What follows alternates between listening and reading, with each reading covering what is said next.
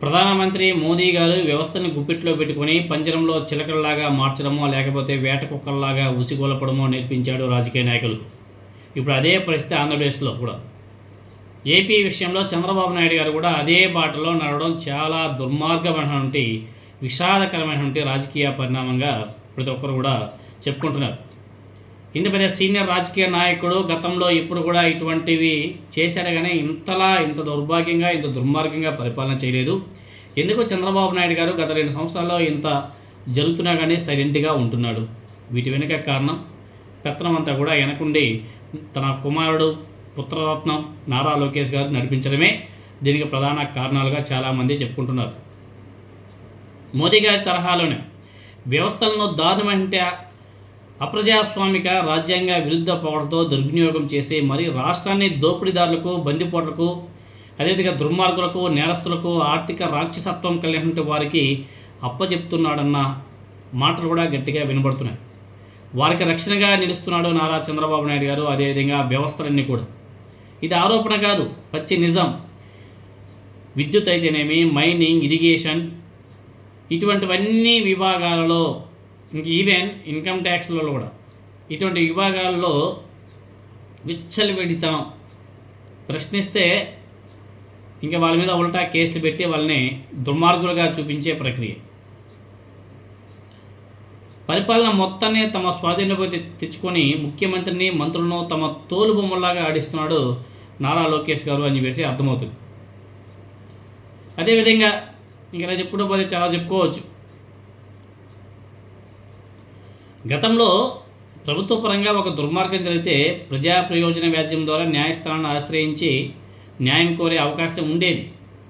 ఇప్పుడు మన రాష్ట్రంలో అది ముమ్మాటికి లేదు, పూర్తిగా కొట్టుకెళ్ళిపోయింది. ప్రజా ప్రయోజన వ్యాజ్యం దాఖలైన వెంటనే దానివల్ల నష్టం కలుగుతుందని భావించే రాబందులు వాలిపోతున్నారు. అక్కడ కేసు వేసిన వారిని ప్రలోభ పెట్టడం లేకపోతే బెదిరించడం నిర్భయంగా చేసేస్తున్నారు. మరీ ఘోరం ఏమిటంటే ప్రభుత్వ న్యాయాధికారులుగా వ్యవహరించే వాళ్ళు ఈ రాబందులకు తోడుగా నిలుస్తున్నారంట. న్యాయస్థానాల్లో వారికి అనుకూల వాదనలు వినిపిస్తున్నారంట. కేసుల్ని తారుమారు చేసే ప్రయత్నం కూడా చేస్తున్నారంట. వాళ్ళకున్నటువంటి ఒక వాత్సల్యం కాబట్టి ఏదైనా అవ్వచ్చు.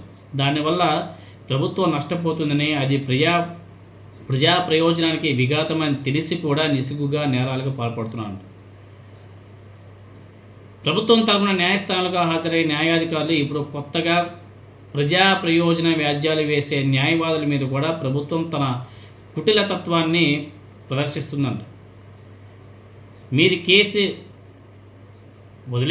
వదిలేసుకోండి, మీకు ప్రభుత్వ కేసులో అప్పచెప్తామని చెప్పేసి బేరాలు చేస్తున్నారంట. ప్రలోభాలు కోట్ల రూపాయల్లో నడుస్తున్నాయంట. దీంతోనే హైకోర్టులో ప్రజా ప్రయోజన వ్యాజ్యం వేయడం తలలు పండిన వారికి కూడా అలవి కావడం లేదంట. వేసిన వాళ్ళని కొనేస్తున్నారు. ఏదో విధంగా లాభం చేకూరుస్తామని చెప్పేసి వాళ్ళ గుప్పెట్లోకి తెచ్చేసుకుంటున్నారు. ఇందుకు ఎన్నో ఎగ్జాంపుల్స్. తాజాగా ఒక సింపుల్ ఎగ్జాంపుల్ చెప్పుకుందాం. మాజీ పోలీస్ ఆఫీసర్ ప్రభుత్వ అవినీతి మీద పోరాటం చేస్తుంటే ఏబి వెంకటేశ్వరరావు గారు 17వ తేదీన తనే స్వయంగా తను వేసినటువంటి ప్రజా ప్రయోజన వ్యాజ్యాన్ని వాదించేందుకు సిద్ధం కావడమే ఎగ్జాంపుల్గా చెప్పుకోవచ్చు. ఆయన పెట్టుకున్నటువంటి న్యాయవాదులను ప్రభుత్వ న్యాయవాదులు బహిరంగంగానే వశపరుచుకోవడం జరిగిందంట. న్యాయవర్గాల్లో విస్తృతమైన చర్చకు దారితీస్తుంది. ఎవరైతే ఈయన ఏబి వెంకటేశ్వరరావు గారు లాయర్ని పెట్టుకున్నాడో ఆ లాయర్లందరూ కూడా ప్రభుత్వ న్యాయాధికారులు తమ గుప్పిట్లోకి తెప్పించుకునేవారు. ప్రభుత్వానికి వ్యతిరేకంగా మాట్లాడకూడదని చెప్పేసి వాళ్ళని వశపరుచుకునేవారు. ఏ న్యాయవాదిని కూడా నమ్మలేని అనుమానాస్పద వాతావరణంలో ఏబి వెంకటేశ్వరరావు గారు తానే వాదన వినిపించుకోవడానికి సిద్ధపడుతున్నాడంటే పరిస్థితి ఎంత ఘోరంగా ఉందో మీరంతా కూడా ఆలోచన చేసుకోవచ్చు. ఆయన మాజీ ఐపీఎస్ ఆఫీసర్ అయిన అలాంటి వ్యక్తి ఇలా సిద్ధపడుతున్నాడంటే సిచ్యువేషన్ ఏ విధంగా ఉందో మీరంతా కూడా ఆలోచన చేసుకోవచ్చు.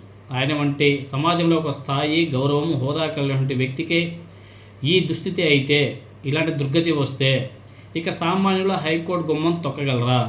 ప్రభుత్వానికి వ్యతిరేకంగా వాళ్ళ యొక్క గలం వినిపించగలరా? దోపిడీదారుల రక్షణకు, బందిపోట్ల కాపలాకు తన శక్తిని వినియోగిస్తున్న చంద్రబాబు నాయుడు గారికి ఇవేవి కూడా కనిపించడం లేదా? ఆయనకి సిగ్గనిపించడం లేదా?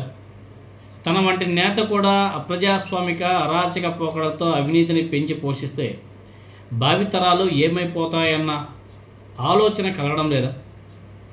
మహా దురదృష్టకరమైన దుస్తులోకి జారిపోతున్నది ఆంధ్ర రాష్ట్రం, ఆంధ్ర రాజకీయ పరిస్థితి అని చెప్పేసి అందరూ కూడా మాట్లాడుకుంటున్నారు. దీన్ని నిజంగానే చెప్పాలంటే దేవుడే కాపాడాలి, ఇంకెవరు కాపాడలేరు. పరిస్థితి అసలు అవుట్ ఆఫ్ కంట్రోల్. పైకి కనిపిస్తున్నది ఒకటే, లోపల జరుగుతున్నది మరొకటి. చెప్పాం కదా, దానికి ఎగ్జాంపుల్ ఏబి వెంకటేశ్వరరావు గారు. తన వాదన తానే వినిపించుకోవడానికి గల కారణం ఏంటి? ఎందుకు వినిపించుకుంటారు? వేరే వాళ్ళ మీద నమ్ముకోలేక.